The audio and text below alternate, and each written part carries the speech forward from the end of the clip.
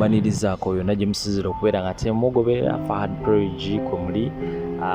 Amawulire genjagala okutandika nago si malungi n'akamu, mawulire ga nnaku era nga olunaku lwaleero tukedde mu kiyongobero olwa mutabani wa Nadduli Abudu, omwami amanyikiddwa nga Sulaiman Jakana Nadduli asangiddwa nga yafiiridde mu maka ge. Faapo nno tekundaba kubeera nga ate akutegerekeka nsonga ki yamubindeko okubeera nga ate ava mu bulamu bw'ensi eno era nga poliisi ekyakola okunoonyereza okusingako awo.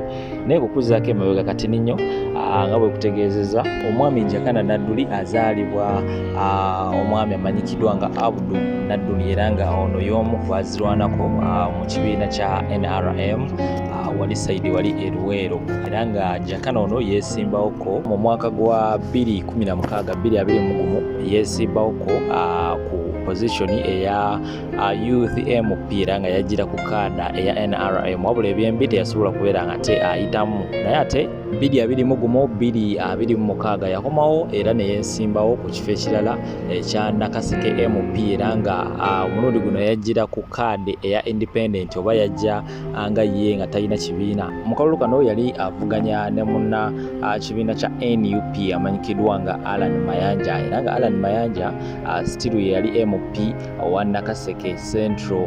Ebintu byenno byali mu kikoye bwezinge kubanga mu kalulu awo wennyini wakati kinajjukirwa nti ekkooti yamuyimiriza oluvannyuma lw'okubeera nga yawawaabirwa nti ebiwandiiko bye ebyokusoma tebikwatagana bulungi nnyo.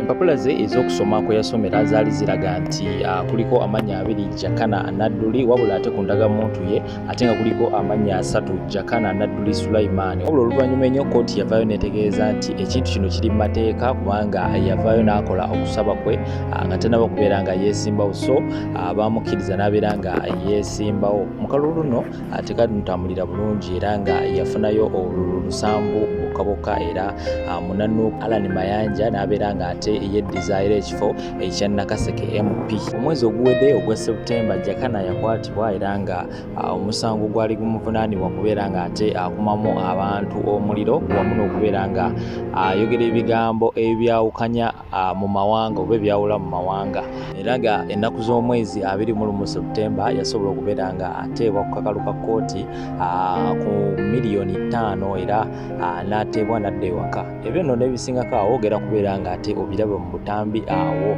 n'obutambi obumu ku gwe yasembayo kubeera nga ate akola ngenda kubeera nga mukuterawo awo mu maaso awo. Naye nga njagala vidiyo eno ogimpeereka like ate osharingireko ne banneeyo balabeerabeko mpolampola ate nebakubeera nga subscribe notification bell giteekeko ate tubeere nga tutambulira wamu. Kankulekereko vidiyo za Nadduli zino ezasembyeyo nga tannaba kubeera nga ava mu bulamu bw'ensi then nkomotoba. Olutalo luno nalugabuliramu abaana bange 4 abalenzi 2 n'abawala 2. Abo be bakulu ba Jakana bo bafiirayo mu lutalo. Jakana tumuzadde tuvuddeyo mu lutalo. Ngera butwatuuka wano n'olaba kati bajje n'omuhoozi twabasanga mu nasale wano mu Kampala State Parent Primary School. Kati bajje no omwana wange ajjanjabibwa buli wiiki okujjako nga nemuwaddeyo yeegatte ku bana abaagenda naye tumuwerekera agende.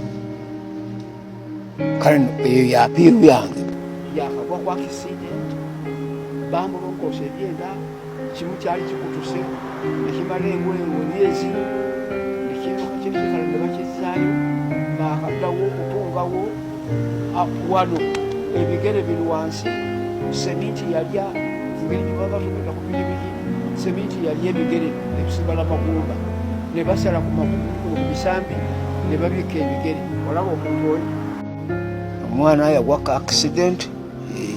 Sulaiman Jakana Nadduli n'akutuka ekyenda bigere ne biggwako ennyama, bamulongoosa bulungi ensambya yamugyamu omusaayi mungi nnyo n'amazzi nadda engulu bulungi. Ne bafulumya ekyenda ebweru ekimalayo ze kimaze badde bakakizaayo ne baddamu ne bamutunga. kakati kyanzimukiriza nga bamuyodde amugambye nti n'okumusamba bamusambye olubuto nemmanya nti oyo mufu. Ebintu ebyomunda byonna n'ekyenda bakikyusa kukizza ku ludda olulala bwe kitagulukukiraawo kiddirira kufa nga n'ekigendererwamu ekyo sikimanyi. Era nga ffe balwanyi bannaffe ffenna awamu tulabye ne batabani baffe aba balwanyi bannaffe abavuddeyo okulaga interest mu ggwanga nga bwe ligeraki bwe litambula. Bano beesunga kino, bali beesunga kiri, bano beesunga kino. Kakati bw'otunulira owanadduli buli kigambo kyonna kankaka kyeyogedde nga kya bulimba ku mugongo gwange, ndayira mu linnya lya Katonda tekubabaddeko kigambo n'eki kituufu. Nsaba Katonda amunnyanukulire, amukuba omugo gw'atagenda kwejjako, agumuwalanire ku nnakabye ne nnakasatwe byonna bimuteekeko nga bwe yabimpaayidde. Mu basawo Abaganda yantwala wansi. Namba 2 ddala kankaka yanzimbye mu butegeevu obwange nga ye yabadde abugiriza nze videos gye yazibawo nze mutadde aziteekeyo. Ekyokusatu ku kyo nga bwe yavuddeyo n'agamba era yeegaana nti byenjogera bya kirimba, nze wendi ne mutegere yange nze mubi. Ofuna bulungi?